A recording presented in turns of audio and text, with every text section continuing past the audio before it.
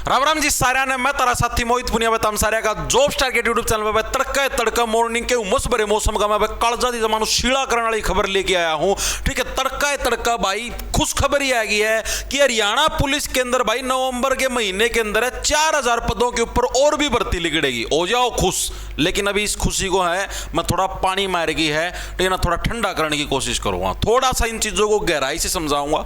दूसरी चीज, एक और खबर आप लोगों को पता कल से वायरल है मार्केट के अंदर कि आप लोगों की परीक्षाओं के लिए है एग्जाम सेंटर की सूची मांगी गई है 22 अगस्त से लेकर 31 अक्टूबर तक के बीच में। ठीक है, तो इन दोनों खबरों की क्या वास्तविकता है, क्या कुछ चीजें, सारी की सारी चीजें मैं आपको बताता हूं। पहली बात तो हम लोग इस खबर के ऊपर आते हैं।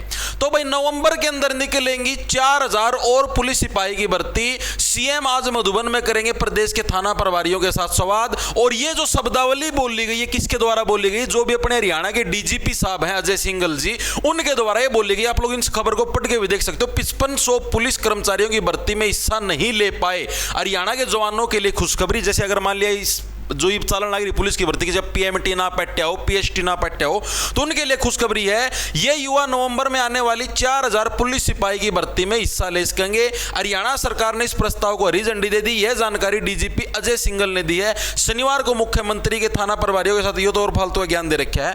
अब देखो मेन चीज क्या है भाई, अभी ये पहले वाली भर्ती चलने लग रही है, क्या नवंबर के अंदर ही दूसरी भर्ती आ जाएगी? पहली चीज तो ये देखो भाई, नवंबर के अंदर है जो अपने जैसे पुलिस डिपार्टमेंट है, पुलिस डिपार्टमेंट लगभग अप्रोक्स 4000 खाली पदों का जो ब्यौरा है वो आपका एचएसएससी के पास भेज देगा।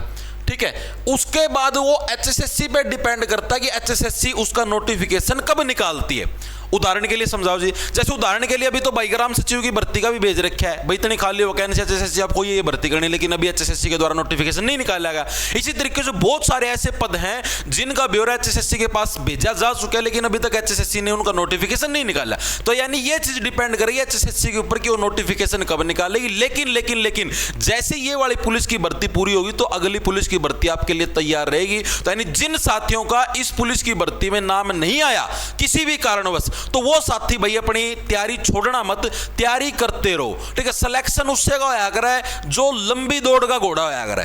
ठीक है, यानी जो लंबे समय से तैयारी करने लगे रहा है भाई, देखो नू को नहीं होता सिलेक्शन। कई जने नु बैम हो 2 महीने पढ़ लिया हमारा सिलेक्शन जो को नहीं हो भाई। ठीक है, कई जने का यो बैम हो, हाँ ग्रुप डी का ये पेपर को नहीं आता, जिस दिन एग्जाम डेट आओगी उस दिन किताब उठाऊंगा, उस दिन यूट्यूब पर 10 मेरे थन देख के ठीक है पेपर ना पढ़ जाओ, ऐसे नहीं पढ़ता भाई। ठीक है, नू किसी का पेपर आज तक देखो पढ़ता भाई।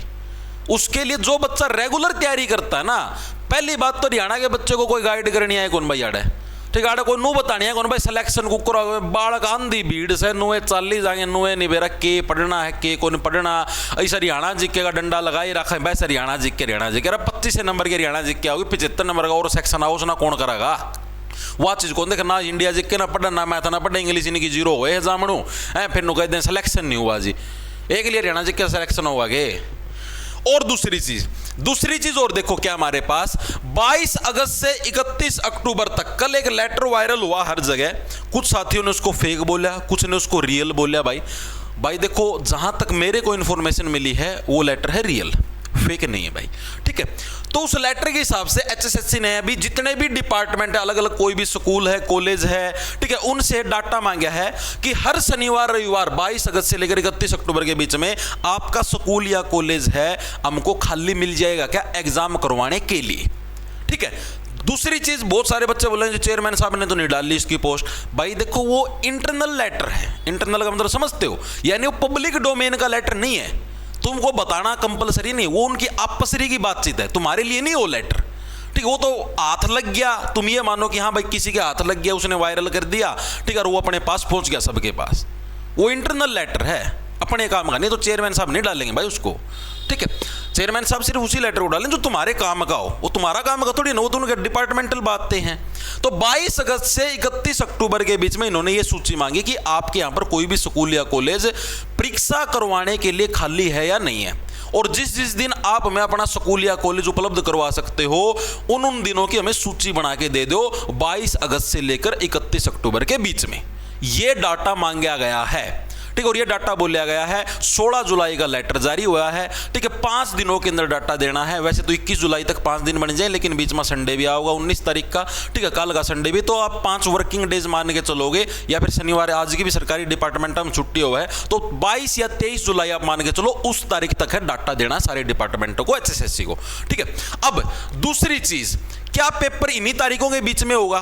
भाई कोई जरूरी नहीं कि 22 अगस्त से तुम्हारी परीक्षाएं शुरू होंगी, कोई जरूरी नहीं है, ठीक है, और हो भी सकती हैं, लेकिन ये सिर्फ मांगा गया है। मान लिया कोई स्कूल कॉलेज ने कहते हैं हाँ भाई हमारा पास 22 अगस्त का स्लॉट खाली है, और बीच में केवल स्लॉट खाली ना पावे तो 22 अगस्त में पेपर ले लेंगे, ठीक है। लेकिन ये एक सूची दी गई भाई, हाँ इतने से इतनी रेंज के बीच में आप लोगों का पेपर होना संभावित है, और कोई जरूरी भी नहीं कि 31 अक्टूबर तक हो, ये क्या पता नवंबर के अंदर भी हो, लेकिन आपको एक रेंज पता लगे कि हाँ भाई हमारी परीक्षा होगी और अभी होगी सितंबर अक्टूबर के अंदर, तो आप लोगों को उस हिसाब से अपनी तैयारी अभी से शुरू कर देनी है, हल्के में नहीं लेना चीजों को, पुलिस वाले हो चाहे आप किसी वाले हो।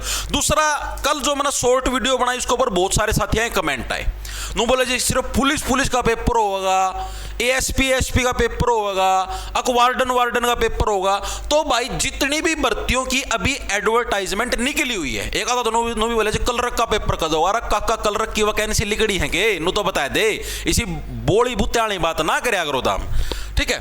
तो कौन कौन सी भर्तियों के जितनों के अभी नोटिफिकेशन निकले हैं, और जो भी पहले की पेंडिंग भर्तियां थी, लाइक आपका जैसे ये इसका भी तो लिख रही है, या क्या बोला कर रहे हैं, स्टाफ नर्स हो गया, लिख रही है स्टाफ नर्स की, MPHW की, जिसकी भी लिख रही है यार, जो वैकेंसी लिख रही है ना, पुलिस होगी, वार्डन होगी, ASP हो गया, MPHW हो गया, जो भी वैकेंसियां निकली हुई हैं फिलहाल, जिनके एग्जाम पेंडिंग है, वो सारे एग्जाम इसी टाइम पीरियड में होंगे, चाहे उसमें पुलिस भी शुमार हो, सारे एग्जाम इसी के अंदर शुमार हैं, ठीक है। ये कंसेप्ट याद। अगला, हरियाणा CET ग्रुप डी का क्या होगा भाई? हरियाणा CET ग्रुप डी में फिर बताने लग रहा हूं, अभी परीक्षा होनी मुश्किल है। आप ये सोचो HSSC 22 अगस्त से लेकर 31 अक्टूबर के बीच में तो भाई मेंस के एग्जाम करवाएगी, तो यानी सीधी सी बात है मेंस के एग्जाम और ग्रुप डी के एग्जाम इकट्ठे तो करवाना था रही, क्योंकि ग्रुप डी का तो अलग सिस्टम होगा, ये मेंस वाले बच्चे भी ग्रुप डी का में बैठेंगे, क्योंकि ये सारे के सारे थोड़ी नौकरी लागेंगे।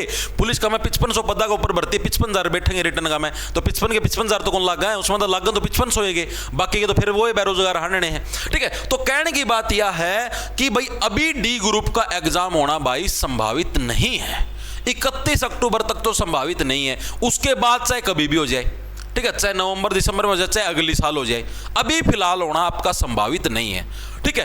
तो जो साथी डी ग्रुप के लिए घबराने लग रहे थे जी अभी हमारी तैयारी नहीं हुई, अभी हमारा सिलेबस नहीं है, भाई आराम से अपना सिलेबस पूरा करो, आराम से अपनी तैयारी करो, अच्छे तरीके से मन लगा के, तोड़बाजी का मैं तारा सिलेबस का मठ ना मारो, ठीक है, ना तारी तैयारी का मठ मारो, ओके जी।